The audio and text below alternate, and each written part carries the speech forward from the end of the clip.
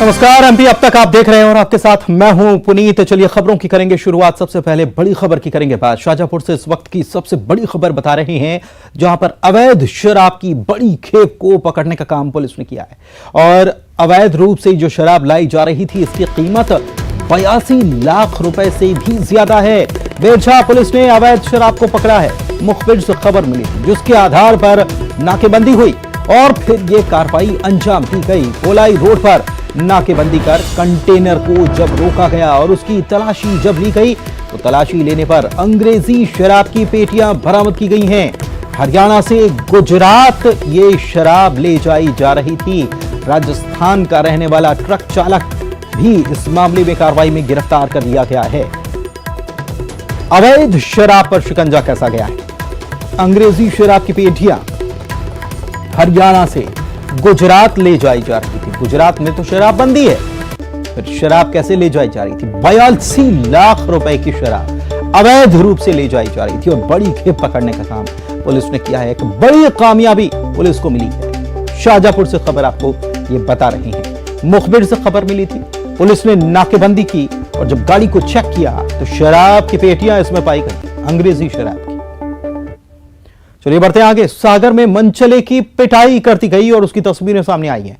दरअसल मनचले छात्रा को छेड़ रहा था और मनचले को जमकर उसकी मरम्मत की गई और उसको सबक सिखाया गया। सागर विश्वविद्यालय परिसर का यह मामला है। छेड़छाड़ करने पर छात्रा ने चप्पल से पीटना शुरू कर दिया और दे चप्पल इस मनचले को चप्पल ही चप्पल मारी गई। छात्रा के द्वारा परेशान कर रहा था काफी दिनों से लगता है और इसी के चलते इतना गुस्सा छात्रा का यहां पर निकलकर सामने आया। जमकर पिटाई की, चप्पल ही चप्पल मारी उसके।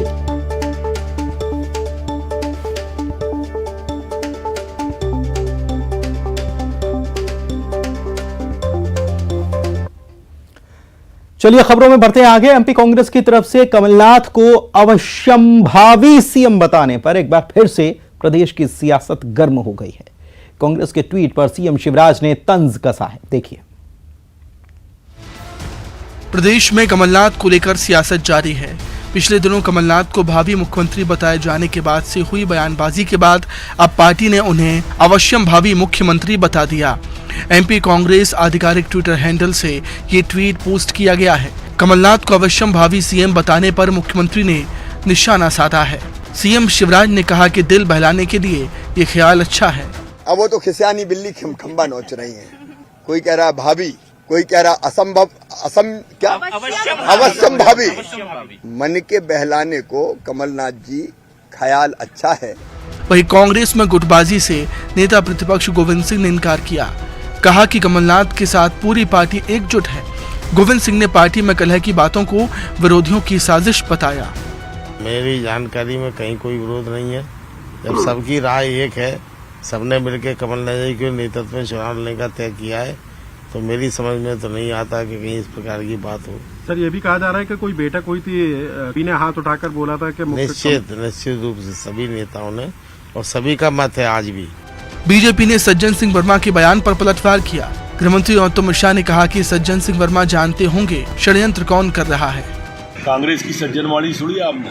बहुत गंभीर वरिष्ठ नेता है सज्जन जी, षड्यंत्र का जिक्र कर रहे हैं कमलनाथ जी के लिए। वो जानते भी होंगे कि षड्यंत्र कौन कर रहा है। अब उनने जो कांग्रेस स्थापित किया था उस पर कमलनाथ जी काबिज हो गए। अब उनको स्पष्ट करना चाहिए कि कौन षड्यंत्र कर रहा है।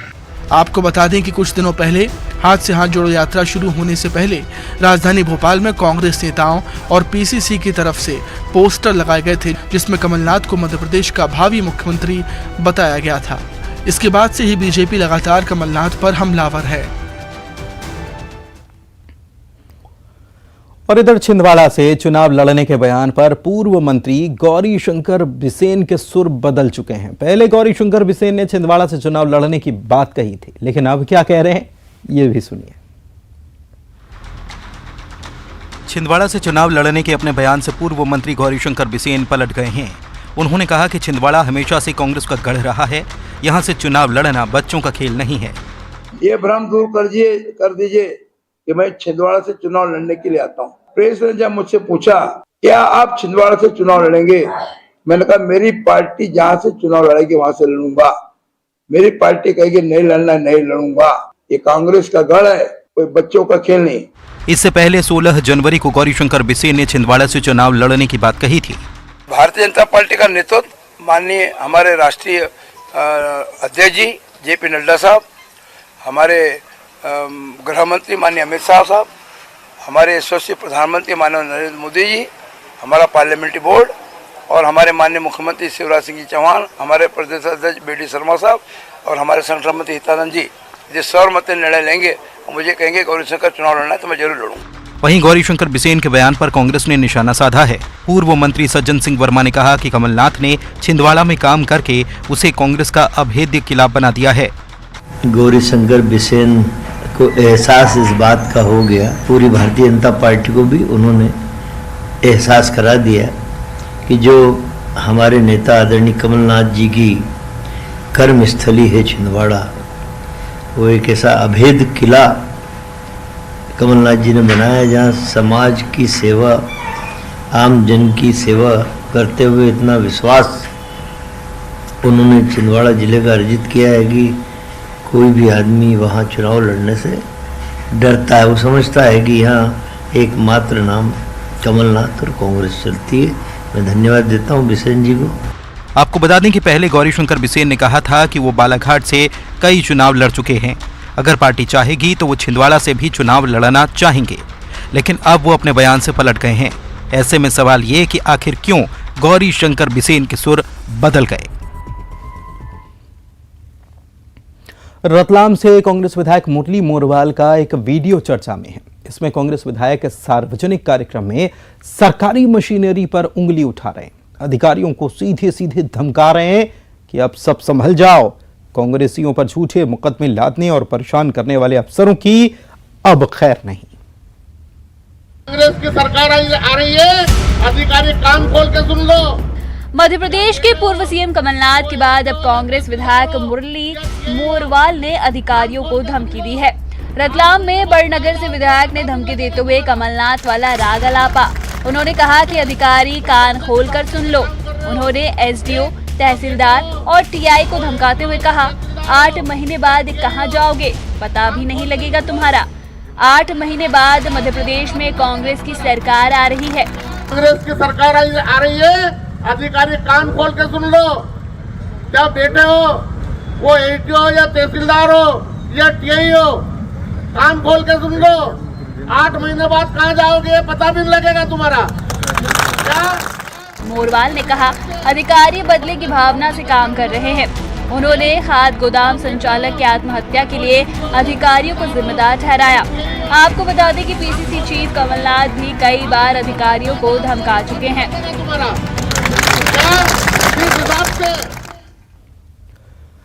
और इस मामले पर बीजेपी ने कांग्रेस विधायक मुरली मोरवाल को निशाने पर ले लिया है। बीजेपी कह रही है कि ये सभ्य लोगों की भाषा नहीं है। देखिए, मुरली मोरवाल जी और उनके सुपुत्र करण मोरवाल जी के कारनामे पूरे मध्य प्रदेश ने देखे हैं। ये वही मुरली मोरवाल जी हैं जिनके पुत्र दुष्कर्म के अपराध में अपने एक साथी कांग्रेस की कार्यकर्ता दुष्कर्म के अपराध में किस प्रकार के प्रकरण में सब जानते हैं। और यदि वही मुरली मोरवाल जी यदि अधिकारियों को धमकाएं चमकाएं कि 8 महीने बाद कहां मिलोगे, तो ये विद्वान लोगों की भाषा नहीं है, ये सभ्यता की भाषा नहीं है। ये जिस प्रकार की अभद्रता का प्रदर्शन उन्होंने किया है, ये कमलनाथ जी और कांग्रेस पार्टी की जो संस्कृति संस्कार है उसका परिचायक है। लेकिन जनता जनार्दन देख रही है, लोकतंत्र परिपक्व है, किसी को भी किसी के अपमान करने का अधिकार नहीं है। खासतौर से कांग्रेसी नेता और अधिकारी कर्मचारियों का जिस प्रकार से अपमान कर रहे हैं, चिंता का विषय है। जनता इनको उत्तर देगी। तो इधर अधिकारियों को चेतावनी दी जा रही, दूसरी तरफ अधिकारी क्या कर रहे हैं ये देखिए।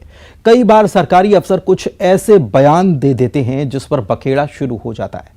ऐसा ही पन्ना में भी हो गया है।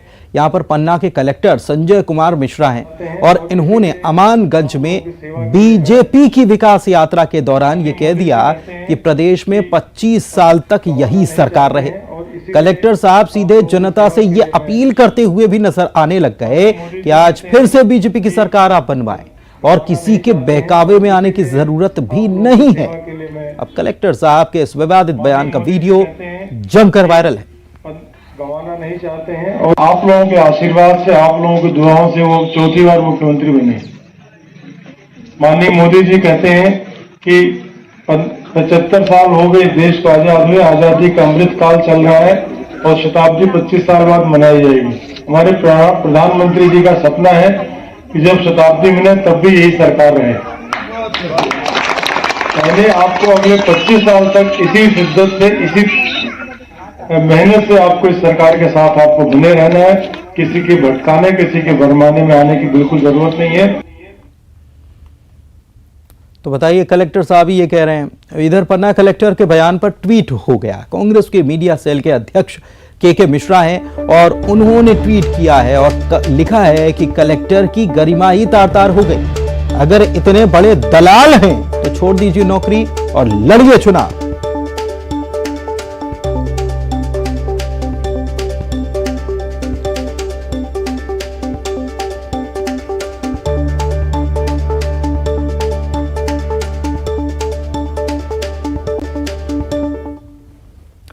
रतलाम के आलोट की बात कर लेते हैं, जहां पर खाद गोदाम संचालक की खुदकुशी के मामले में एक बड़ा खुलासा हुआ है। रतलाम एसपी के मुताबिक मृतक की पत्नी ने बताया कि आरोपी पक्ष के लोग उनके पति पर दबाव बना रहे थे। आरोपी पक्ष के कुछ लोगों के कॉल डिटेल भी सामने आए, जिसकी जांच पुलिस कर रही है। बता दें कि गोदाम से खाद की लूट हुई थी और गोदाम संचालक ने भरत राम येदू ने कांग्रेस विधायक मनोज चावला उनके साथियों के खिलाफ मामला दर्ज कराया था। इसके बाद से कांग्रेस विधायक फरार थे। बाद में उन्होंने पुलिस के सामने सरेंडर किया था। अब ऐसे में आशंका है कि खाद गोदाम मैनेजर भगत राम यदू दबाव सहन नहीं कर पाया और उसने खुदकुशी कर ली। पुलिस इस मामले में गंभीरता और गहराई से जांच कर रही है ताकि गोदाम मैनेजर पर दबाव बनाने वाले लोगों के नाम सामने आ पाए। कहा गया कि लूट लो, तो इस तरह की चीजें, इसमें किसी के भी उस तथ्य को बदलने की या फिर किसी तरह के दबाव की आवश्यकता की कोई बात ही, गुंजाइश ही नहीं रह जाती है। तो ये बेसलेस चीज़ है। साथ में ये बात ज़रूर सामने आई है कि जो उस समय अपने फरियादी थे भगत राम जी, इनके जो फ़ोन रिकॉर्ड चेक किए तो उसमें ज़रूर कुछ लोगों का संपर्क इसमें दिखाया, पर उसकी गहनता से हम लोग जांच कर रहे हैं। इनके जो मतलब की पत्नी है, उनके द्वारा भी इस तरह का बताया गया कि इन्होंने उल्लेख किया है कि कुछ लोगों के द्वारा राजीनामे का दबाव बनाया जा रहा था या किसी तरह से राजीनामे के लिए इनसे संपर्क किया जा रहा था। तो राजीनामे के लिए तो शासन या पुलिस तो नहीं करेगी, ऑफ कोर्स इसमें जो आरोपी पक्ष है उसके द्वारा किया जा रहा होगा। तो उसकी हम लोग बहुत गहनता से जांच कर रहे हैं और संभवतः उसमें भी यदि कोई इनका एंगल मिलेगा तो जरूर अच्छी कड़ी कार्रवाई करेंगे। इधर जबलपुर से बड़ी खबर आपको बता दें, जहां पर छात्रों की बेरहमी से मारपीट का एक वीडियो सामने आया है। आपस में ही छात्र झगड़ा कर रहे थे और एक युवक ने जब इनको रोकने की कोशिश की तो उसे यही महंगा पड़ गया। छात्रों को रोकना महंगा पड़ गया और इसके बाद छात्रों ने आपसी झगड़ा छोड़कर युवक पर ही लात घूंसों की बौछार कर मारी। मारपीट के दौरान युवक पर चाकू से हमला भी किया गया। स्कूल की यूनिफॉर्म में ये छात्र नजर भी आ रहे हैं। 6 से ज्यादा छात्रों ने मारपीट की है। ओमती थाना पुलिस जांच कर रही है। इधर इंदौर में रेलवे स्टेशन के जीआरपी मैदान में बुधवार की शाम हुए गोलीकांड में घायल संस्कार नाम के युवक की सुबह मौत हो गई। इसके बाद बड़ी संख्या में परिजनों ने कंट्रोल रूम पर प्रदर्शन किया। हत्यारा भी फरार है। रात भर चले सीमा विवाद के बाद अब जीआरपी पुलिस ने पूरे मामले की जांच शुरू की। जिला पुलिस भी आरोपी की गिरफ्तारी में सहयोग कर रही है। रात भर जीआरपी और छोटी ग्वालटोली थाना पुलिस आरोपी की तलाश में जगह जगह छापे मारते रही, लेकिन आरोपी का सुराग नहीं मिला। घर पर ताला लगाकर वो फरार है। पुलिस आरोपी को उसकी लास्ट लोकेशन भी नहीं तलाश पाई है। ज्ञापन दिया है इस मांग को लेकर कि जल्द से जल्द आरोपी की गिरफ्तारी की जाए और उसके खिलाफ सख्त से सख्त कार्रवाई की जाए, जिसमें पुलिस प्रयासरत है। टीम लगी हुई है जो उसकी गिरफ्तारी के लिए कर रही है प्रयास, और साथ ही साथ अभी ये प्रकरण की जांच जीआरपी में चल रही है। आगे जो भी अपडेट्स होंगे। हाँ, उस घटना को लेकर के उसके परिजन यहाँ पे आए थे। उन्होंने हमारे एडिशनल डीसीपी महोदय को ज्ञापन दिया है, उसमें सख्त कार्रवाई की मांग की है और ज्ञापन ले लिया, उस पर कार्रवाई की जा रही है। बढ़ते आगे, कटनी से पुलिसकर्मी की रंगदारी का वीडियो सामने आया, जिसमें पुलिसकर्मी ने जिला अस्पताल में मरीज के परिजनों से मारपीट भी की है। देखिए। अस्पताल जगह ही ऐसी है कि लोग हैरान परेशान रहते हैं, सेहत को लेकर, जिंदगी को लेकर। लेकिन क्या होगा जब उसी हैरानी परेशानी के बीच किसी मरीज के परिजन के साथ पुलिसकर्मी मारपीट शुरू कर दे। मध्य प्रदेश के कटनी से एक वीडियो सामने आया है, जिसमें मरीज के परिजन से पुलिसकर्मी मारपीट करते नजर आ रहा है। आसपास कई लोग और कई पुलिसकर्मी मौजूद हैं। वे बीच बचाव कर रहे हैं। वीडियो जिला अस्पताल का बताया जा रहा है। विवाद किसी बात को लेकर शुरू हुआ और इसकी जानकारी तो नहीं कि विवाद क्या था, लेकिन पुलिसकर्मी की इस हरकत पर भी सवाल उठ रहे हैं। अगर युवक ने गलती भी की होगी तो उसे समझाया जाता, कार्रवाई की जाती। समाज में पुलिस की ड्यूटी पर वैसे भी सवाल उठ रहे हैं और ये वीडियो जनता में पुलिस को लेकर भरोसा और कम कर रहा है। आइए अब आपको दिखाते हैं, जब उड़न खटोले से बारात निकली तो पूरा गांव दूल्हे और हेलीकॉप्टर को देखने के लिए उमड़ पड़ा। भोपाल के गांधीनगर से हेलीकॉप्टर पर बैठे दूल्हे की बारात शुजालपुर के लिए रवाना हुई। तस्वीरों में आप देख सकते हैं कि कैसे हेलीकॉप्टर से दूल्हे की बारात ने उड़ान भरी।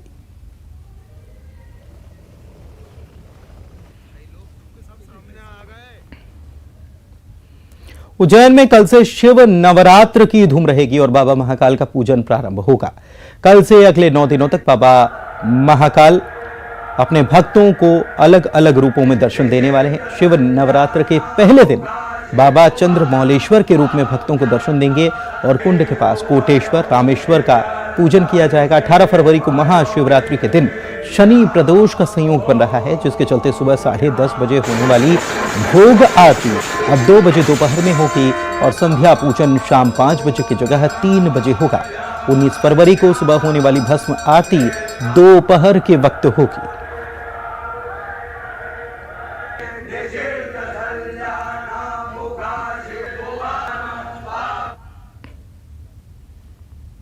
और आइए अब देखते हैं 25 सेकंड में खबरें।